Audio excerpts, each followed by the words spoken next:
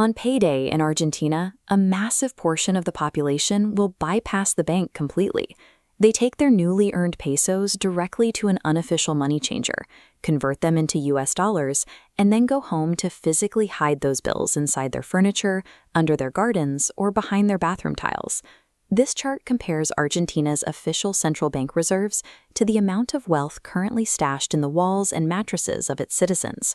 The government estimates that Argentinians are hoarding roughly $200 billion entirely outside the formal financial system. Because the official exchange rate has lost its utility, an entire shadow economy has emerged. Depending on what you're buying, there are hyper-specific currency values. There is a Coldplay dollar for foreign concert tickets, a Qatar dollar for traveling to the World Cup, and a luxury dollar for buying sports cars.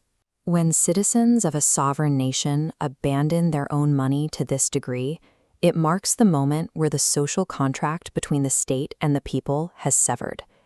The country's name, Argentina, translates directly from the Latin word for silver. It was a name chosen to reflect its status as a land of limitless resources. 100 years ago, exploding agricultural and meat exports made Argentina one of the 10 wealthiest global economies, richer per capita than France or Germany. The conditions were so favorable that European immigrants actively fled their own continent to seek higher wages and a better standard of living in Buenos Aires. This creates the central mystery. How does a resource-rich superpower tumble from a global leader to a nation where citizens hide their life savings in bathroom tiles?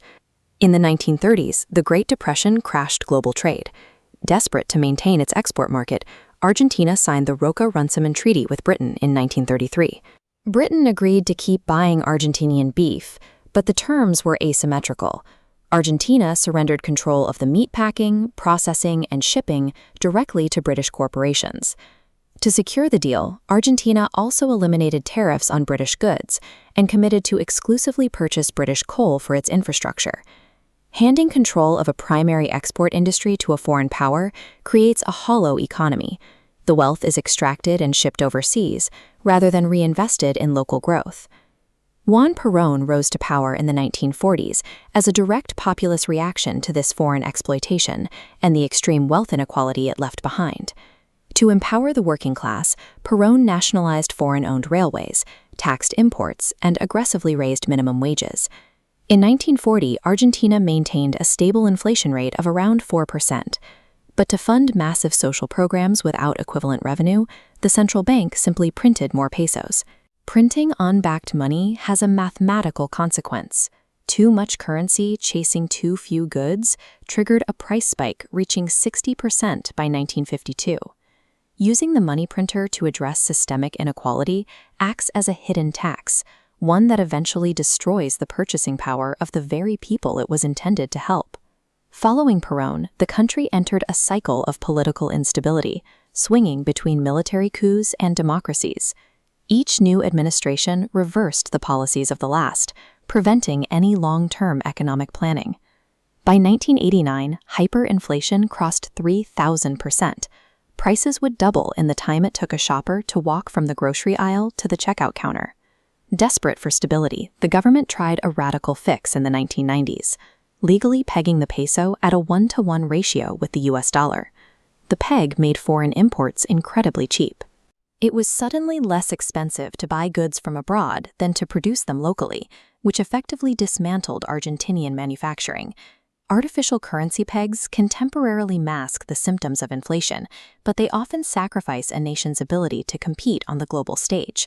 In 2001, terrified citizens realized the central bank was running out of reserves and began pulling their dollars out of the country.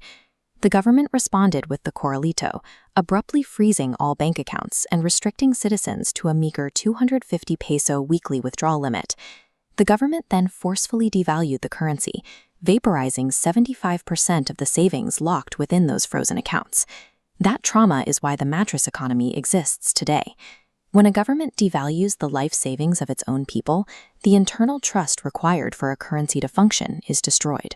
Argentina's current president, Javier Milei, was elected on a promise to use a chainsaw on state bureaucracy, slashing government spending to close the exchange rate gap. Argentina's trajectory suggests that silver and beef are not enough. Without local innovation and manufacturing, a resource-rich nation remains vulnerable to global shifts. This serves as a warning for any developing nation signing trade deals that allow superpowers to dump high-tech goods in exchange for raw materials. The pendulum of shifting ideologies and short-term populism eventually breaks the economy, leaving a nation with nothing but the cash its people have managed to hide.